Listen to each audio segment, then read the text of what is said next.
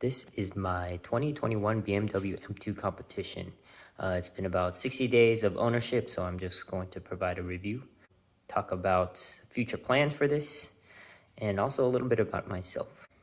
So first off, I do not daily this vehicle. This vehicle is going to primarily be a track vehicle. I've done a couple wheel events, so still consider myself pretty much a novice.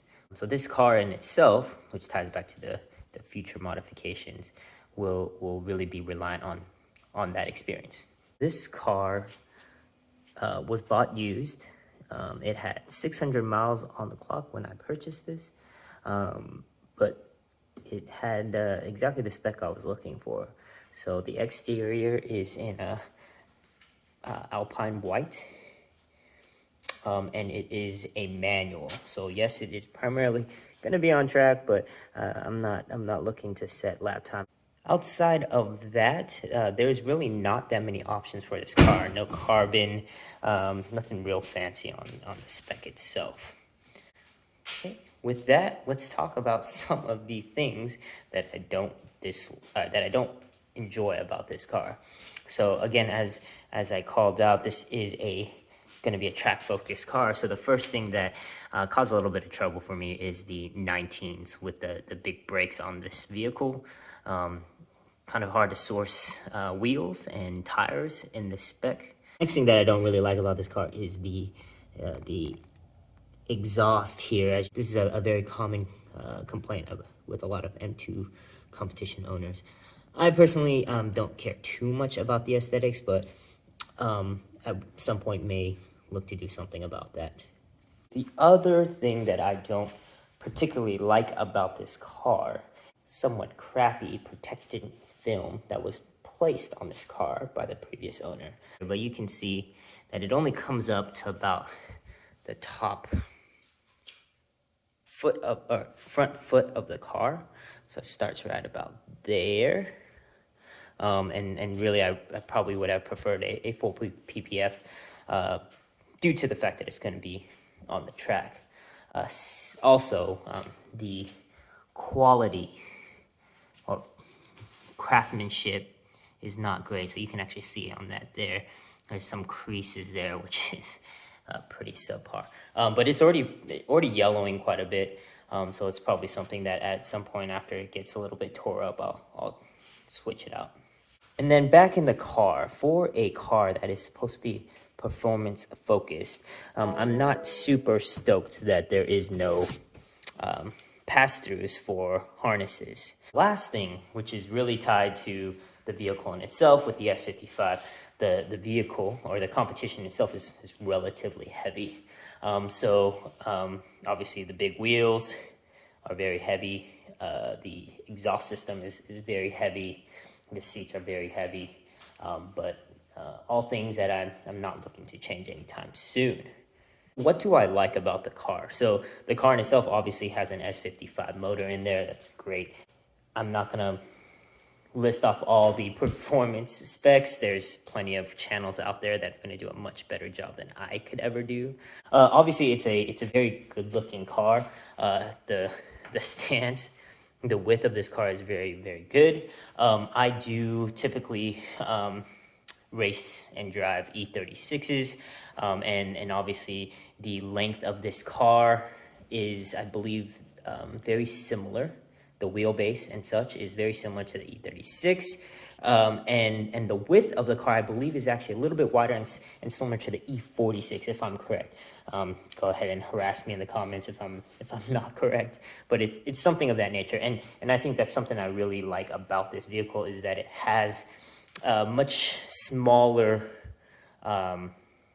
profile than some of the new cars out today that are, very, very huge. I mean, like, driving the car is great. Really getting to rev it out after it took a while, but finally getting to the break-in period, I was able to kind of rev this out and really enjoy it.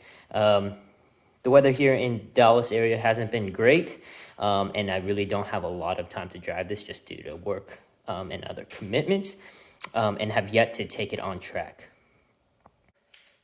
So what has been done on the vehicle so far? Obviously, the first thing you want to do is when you're about to take the car to the track is getting some brake fluid in there, high performance brake fluid.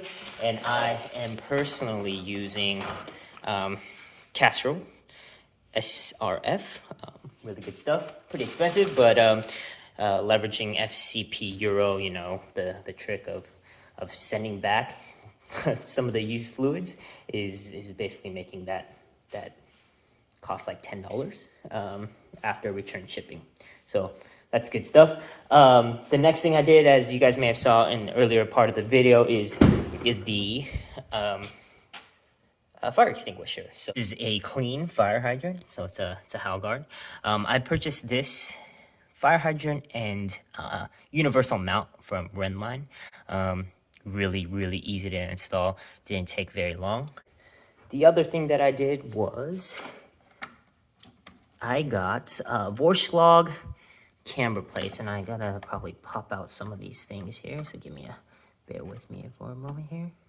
So I got the Vorschlag camber plates that you can see right there, just for the stock setup. So my goal here, obviously not a ton of performance gains on the stock suspension, but really tire savings, right? These being 19s, being hard to find, there's not a ton of tire options, rubber options for this. I'm probably gonna stay with these stock wheels.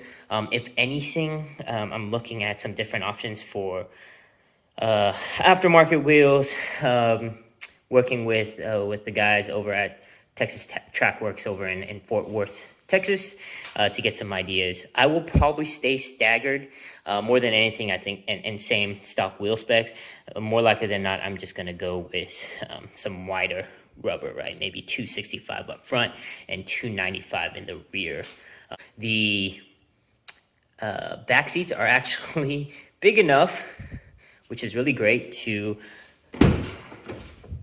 store the wheels in a lifesaver fashion. But I've also seen some pictures of people stacking wheels 2x2 over there. So again, my goal here is to leave this car as stock as possible. The car is gonna is in its stock form is not going to be. I'm not going to be hitting the limits of the vehicle.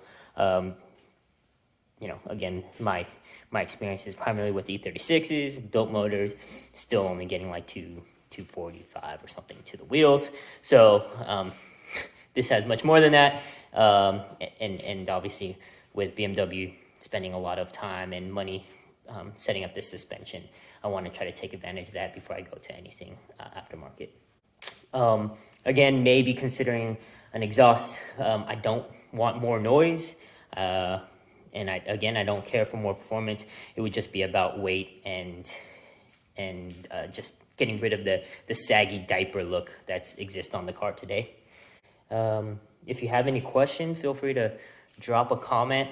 If you're interested in more content on the M2 as I take this car out to the track here in about a couple weeks, feel free to follow along. And there's also some other things coming down the pipe in terms of vehicles. So there might be some interesting things to keep an eye on.